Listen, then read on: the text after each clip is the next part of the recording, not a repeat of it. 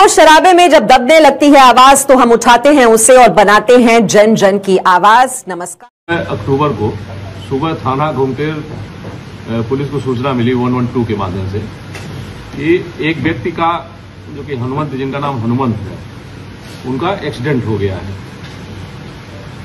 ये सूचना उनकी मृतक की पत्नी की तरफ से आई थी। सूचना पे तत्काल थाना प्रभारी घुमतेर मौके पे पहुंचे और फील्ड यूनिट की टीम को भी बुलाया गया वहां मौके पे प्रथम दृष्टया जो घटनास्थल के निरीक्षण से ये लगा कि ये सामान्य एक्सीडेंट जैसा बॉडी इनकी नहीं है, क्योंकि एक्सीडेंट हुआ होता तो तत्काल हुआ होता, जबकि जो शव उनका पड़ा हुआ था मौके पे वो लग रहा था कि काफी घंटे पहले का है। देखने से पूरी स्थिति संदिग्ध पाई गई। जिन लोगों ने सूचना दिया था, मृतक की पत्नी, उनसे भी बातचीत की गई तो उनकी भी बातों में काफी विरोधाभास पाया गया। इसमें तत्काल एक टीम गठित करके लगाया गया और इस टीम के द्वारा सारे जितने इससे जुड़े हुए डिजिटल एविडेंस थे, आसपास के सीसीटीवी कैमरों की रिकॉर्डिंग थी, वो संकलित की गई और जितने भी संबंधित लोग थे उनसे पूछताछ की गई। इनकी कॉल डिटेल्स वगैरह भी चेक की गई। इसके आधार पर जो घटनाक्रम निकल करके आया वो काफी गंभीर था।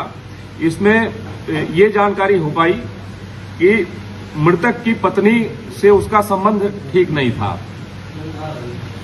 जो पूछताछ से जो चीजें निकल के आई, घर परिवार के लोगों ने बताया कि मृतक की पत्नी का संबंध कहीं अन्य भी कुछ स्थानों पे था। इस बात को लेकर के मृतक और उनकी पत्नी के मध्य हमेशा विवाद होता रहता था और इसी के बाद इनकी पत्नी के द्वारा इनको अपने रास्ते से हटाने की, इनकी हत्या करने की योजना बनाई गई। इस क्रम में इनका एक संबंध कमलेश नाम के एक ई रिक्शा चालक से हुआ, जो कि मूल रूप से फतेहपुर का रहने वाला था, थाना फतेहपुर क्षेत्र का, लेकिन लखनऊ में अटरान चौकी के पास वो रह रहा था। ई रिक्शा उसके पास था और ई रिक्शा ड्राइवर था। इससे विगत कुछ दिनों से इनका संबंध हुआ था और इन दोनों लोगों ने मिल करके इसके मृतक को, जो कि इनका पति था, उसको रास्ते से हटाने की योजना बनाई। कल ये लोग लखनऊ गए हुए थे और लखनऊ से वापस देवा होते हुए लौट रहे थे। रास्ते में देवा के पास इसने कहा कि मुझे मोटरसाइकिल से आना था इनको, लेकिन बताई कि मुझे ठंडी लग रही है और मैं ऑटो रिक्शा वहां पे था, ई रिक्शा से अब जाने के लिए बताया। और जो अभियुक्त कमलेश है, कमलेश का ई रिक्शा एग्जैक्ट उसी पॉइंट पे लगा था जहां पे इसने बाइक रोकी और ये जाकर के अभियुक्ता उसी ई रिक्शा में बैठ गई कमलेश के।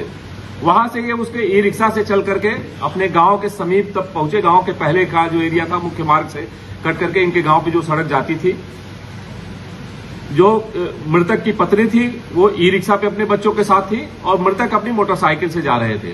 रास्ते में उनको रोक करके वहां पे इन लोगों ने एक राड से उनके सिर पे प्रहार किया, अभियुक्त कमलेश ने और मृतक की पत्नी के द्वारा उनके सिर पे प्रहार किया गया, जिससे वहीं पे वो गिर गए।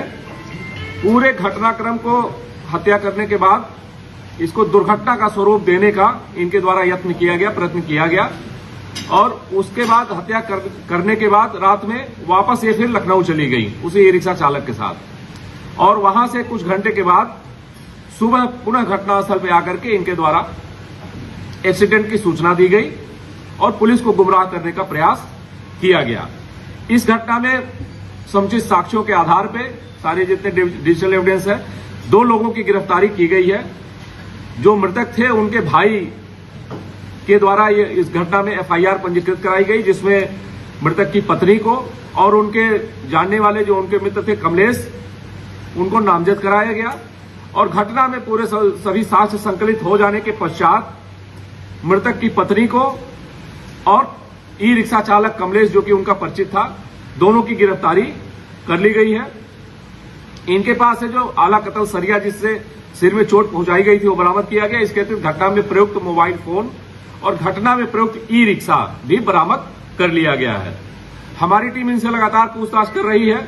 सारे जितने साक्ष्य हमने संकलित किए हैं, सभी साक्ष्यों को विश्लेषित किया जा रहा है। आगे और जो फैक्ट निकल करके आएंगे उसके आधार पर अग्रिम विधिक कार्रवाई की जाएगी।